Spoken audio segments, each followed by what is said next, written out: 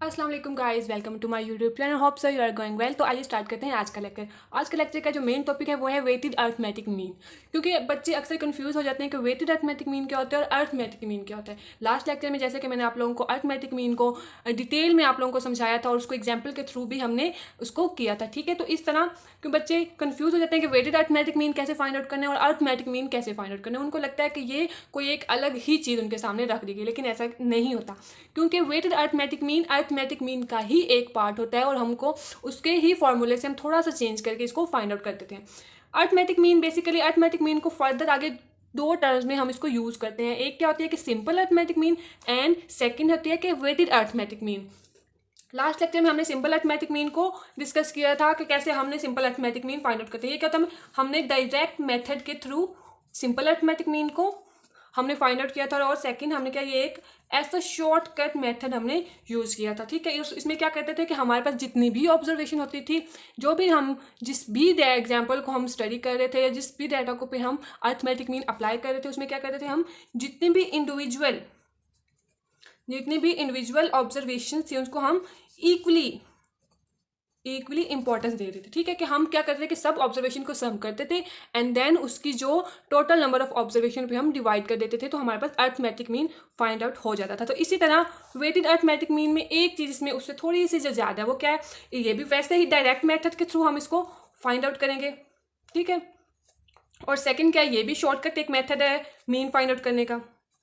ठीक है, और थर्ड चीज़ इसमें क्या होता है कि इसमें हम क्या करते हैं कि जो एक हमारे पास ऑब्जर्वेशन होती है, हम उसको इंडिविजुअल जो ऑब्जर्वेशन होती है उसको हम मोर इंपॉर्टेंस दे देते हैं। कि इसमें जो इंपॉर्टेंस है वो मोर इंपॉर्टेंस होती है किसी भी ऑब्जर्वेशन की। ये क्या होता है, उसमें क्या था कि एक इंडिविजुअल ऑब्जर्वेशन को हम इक्वली इंपॉर्टेंस देते थे और इसमें क्या कहते हैं कि हम किसी एक ऑब्जर्वेशन को या जो हमारे पास सर्टन ऑब्जर्वेशन गिवन है उसको हम उनसे थोड़ी सी ज़्यादा स्पेशल इंपॉर्टेंस दे देते हैं और इस इंपॉर्टेंस को ज़्यादातर हम डब्ल्यू से डिनोट कर। डब्ल्यू का क्या मतलब होता है, वेट मीन क्या है कि हम इंपॉर्टेंस दे रहे हैं किसी एक ऑब्जर्वेशन को जो हमें गिवन होगी। ठीक है, तो यहाँ तक आप लोगों को समझ आ गया कि वेटेड अर्थमेटिक मीन क्या और सिंपल में क्या, ये डिफरेंस इन दोनों में।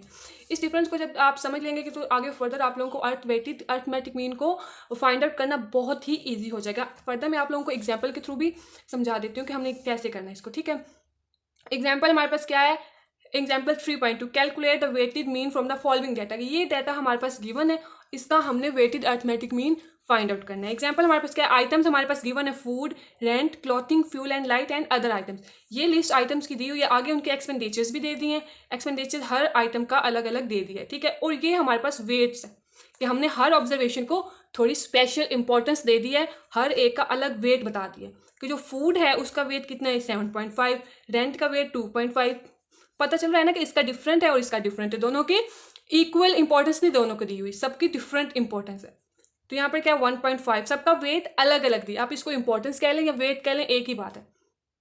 और अदर आइटम का 0.5, तो ये इनके वेट दे दिए। ये इसमें अर्थमेटिक मीन में क्या होता था कि हमारे पास ये वेट गिवन नहीं होता था, बाकी एग्जाम्पल ही हम यूज़ करते हैं, लेकिन इसमें एक चीज़ का इजाफा हो गया वेट्स का, कि हमें जो आइटम्स दिए गए हैं आगे उनके वेट्स भी दे दिए गए हैं, तो हम इन वेट्स के through weighted arithmetic mean find out कर लेंगे। तो उसका सिंपल से यहाँ पे हमारे पास एग्जाम्पल दे दिए। ठीक है, ये एग्जाम्पल है।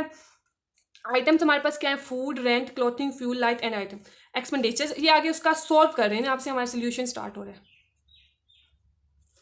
आप लोग समझ आ रहे होगे ना कि ये हमारे पास आइटम, आगे उनके एक्सपेंडिचर में हम यहाँ पर भी इसको सॉर्ट आउट कर लेते हैं। एग्जाम्पल कौन सी है हमारे पास, एग्जाम्पल 3.2। ठीक है, सबसे पहले हमारे पास आइटम का कॉलम है, आइटम हमारे पास दे दिया हुआ है। देन हमारे पास एक्सपेंडिचर्स का कॉलम है। ठीक है, देन हमारे पास क्या है, वेट का कॉलम है। ठीक है, ये आइटम्स हमारे पास कौन से गिवन है, फूड, देन हमारे पास क्या है, रेंट,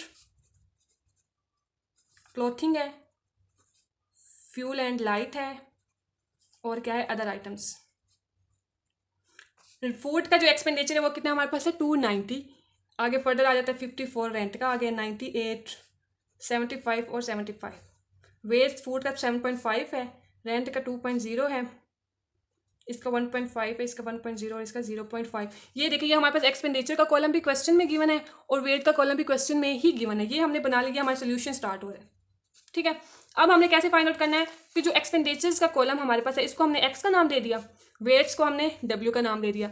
फर्दर कॉलम हम क्या करेंगे, डब्ल्यू और एक्स की प्रोडक्ट का हमने कॉलम एक बना लेना, कि एक्स को डब्ल्यू से हमने मल्टीप्लाई करके एक कॉलम बना लेना है। ठीक है, यहाँ पर क्या करेंगे हम 290 को 7.5 से मल्टीप्लाई किया तो हमारे पास जो आंसर है 2, ये हमारे पास आंसर है। हम इसको कैलकुलेटर पे भी सॉल्व कर सकते हैं। देखिए हम क्या करते हैं 290 मल्टीप्लाई बाय 7.5 तो हमारे पास आंसर आ गया ये वाला। ठीक है, तो ये हमने वैसे लिख दिया।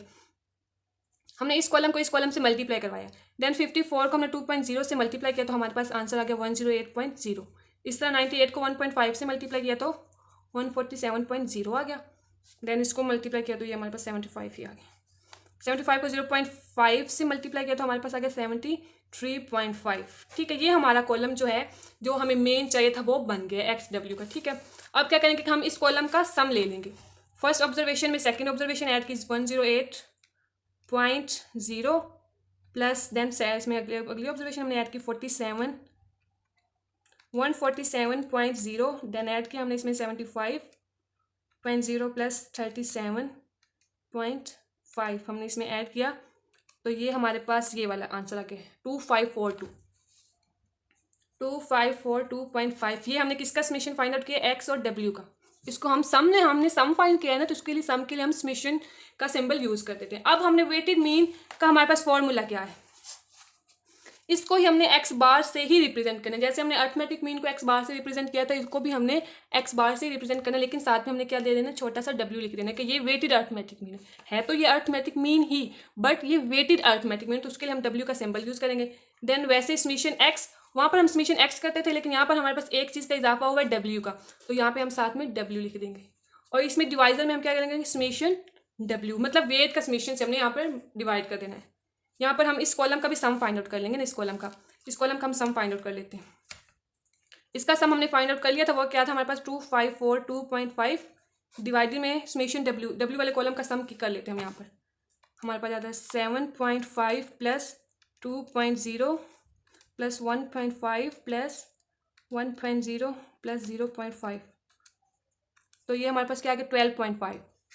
तो यहाँ पर हम 12.5 से इसको डिवाइड कर देते हैं। अब सिंपल हमने इसको इस पे डिवाइड करना है, तो हमारे पास जो आंसर है वो फाइंड आउट हो जाएगा।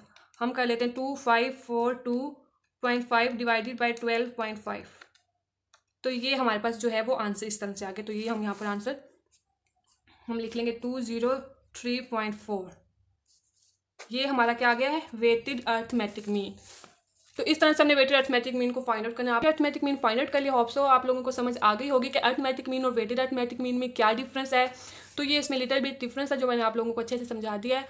अगर कहीं पर भी आप लोगों को कोई भी मसला होता है तो आप मुझे कमेंट बॉक्स में लाजमी मेंशन कर दिया करें, और चैनल के सब्सक्राइब करके बेल आइकन को भी प्रेस करें ताकि अगली आने वाली वीडियो आप लोगों को उसका नोटिफिकेशन ईजिली मिल सके। होप सो आप लोग को समझ आ गई होगी। Thank you very much.